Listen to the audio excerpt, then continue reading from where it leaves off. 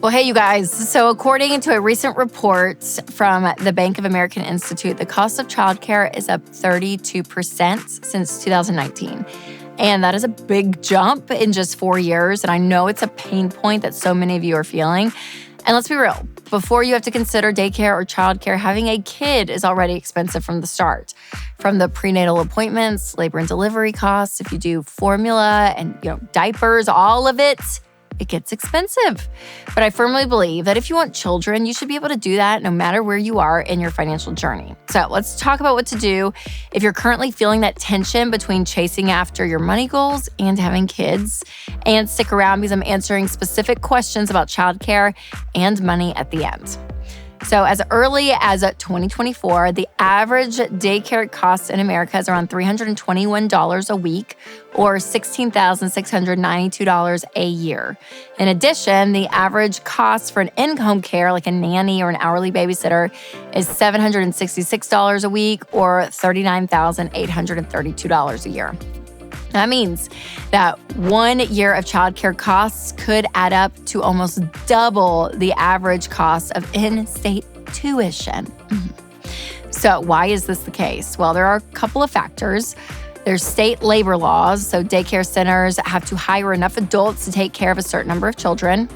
The location and real estate costs, these are real because daycare centers, they're brick and mortar businesses, so if the owners have to pay rent or the mortgage and property taxes go up or maintenance fees go up, all of that gets put on the tenant, which is the childcare provider.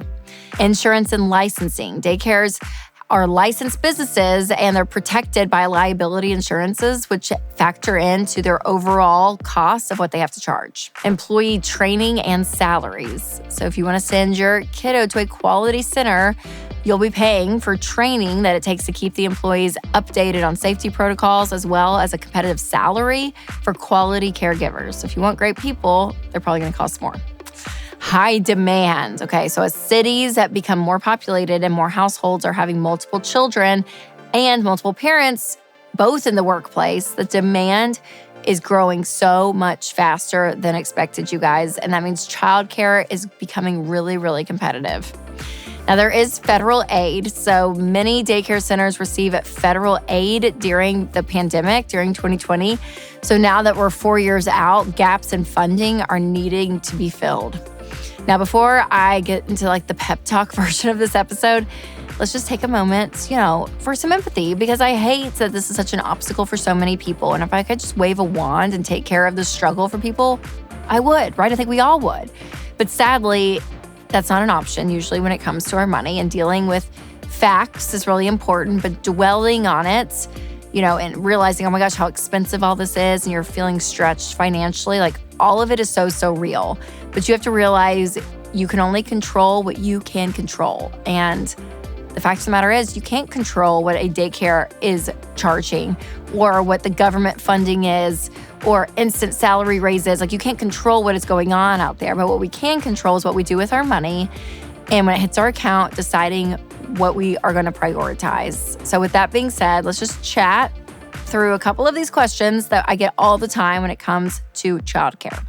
So the first one says, daycare for our 2 daughters, ages 3 and 5, costs around $300 a week per kid. So that totals just over $30,000 a year. Is it worth it? Should I quit my job and stay home? I make $42,000 a year as a teacher, and my husband is a contractor. Okay, so this is a really valid question. It's one that a lot of couples are wrestling with. So in this case, you need to do some calculations because you might be making $42,000 a year, but you're bringing home less than that, right? So it may even look like you're bringing home close to $30,000 a year after taxes. So is it worth adding, $3,000 to $5,000 to your annual income total after you pay for childcare costs? So if you enjoy working, right, and you're like, okay, this is what I enjoy, then that is one thing. But also, if you're feeling this tug of man, I do miss them, I would rather be home, all of that, then I would say, yeah, stay home, because the truth is the extra $3,000 to $5,000 worth it to your family? And if the answer is yes, then that's one thing. But you also can make that doing an extra side hustle or something else. Maybe even watching, some other kids a few times a week. That extra cash could be brought in other ways as well than the full-time job. But again, you have to weigh the pros and cons. And I think that's what's difficult is you have to say, what are my preferences? What are my priorities? What are my values? And what are the numbers? The second question is, we have a 2-year-old and we're considering trying for a second. My husband thinks that we should wait another year till the kid will be in kindergarten by the time the other one goes to daycare so that we're only paying for one childcare at a time. Is this a silly thing to consider? I wouldn't say it's a silly thing to consider. I think you definitely could say, okay, is this worth it? But I also would say, if you're in a position that you can just say, for a year, it's going to be tough, but we want to keep our family moving and going, I think that's more of a value system question. And so for me, again, you have to look at the affordability of everything in total.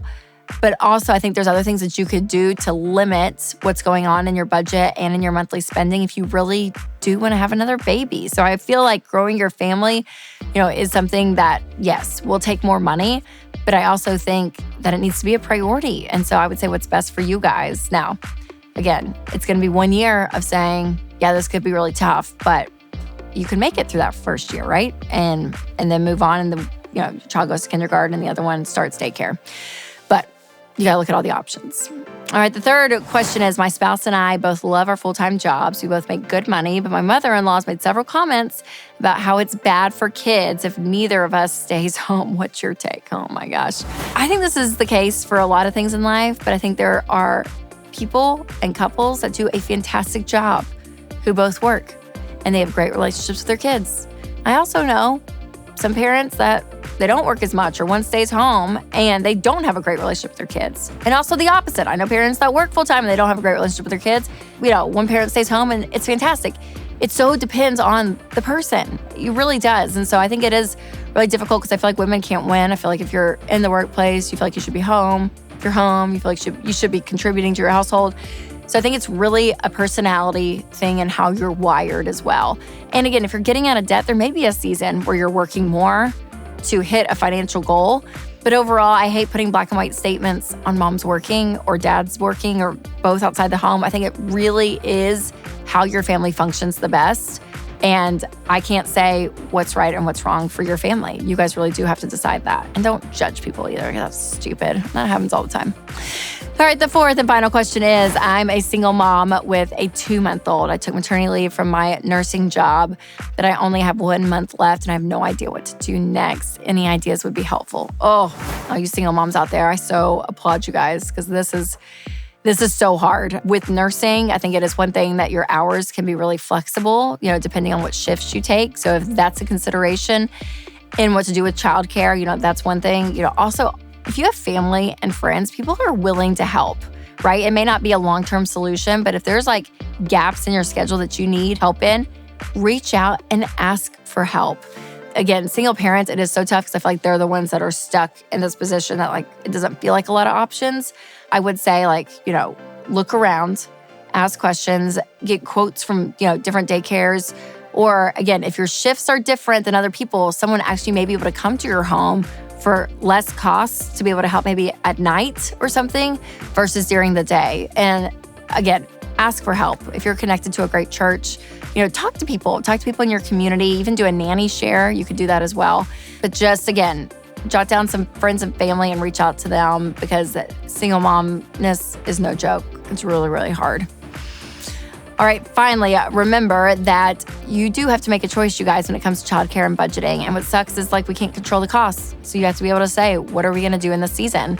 And for a lot of parents, they're going down to one income because the cost of childcare is literally eating up one person's income. And that's not great. We don't like that.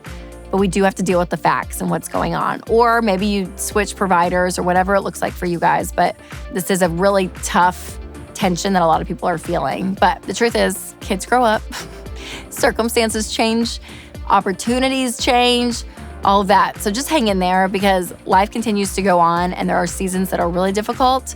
There are seasons that are lighter. And so if you're in a difficult season, just keep going day by day.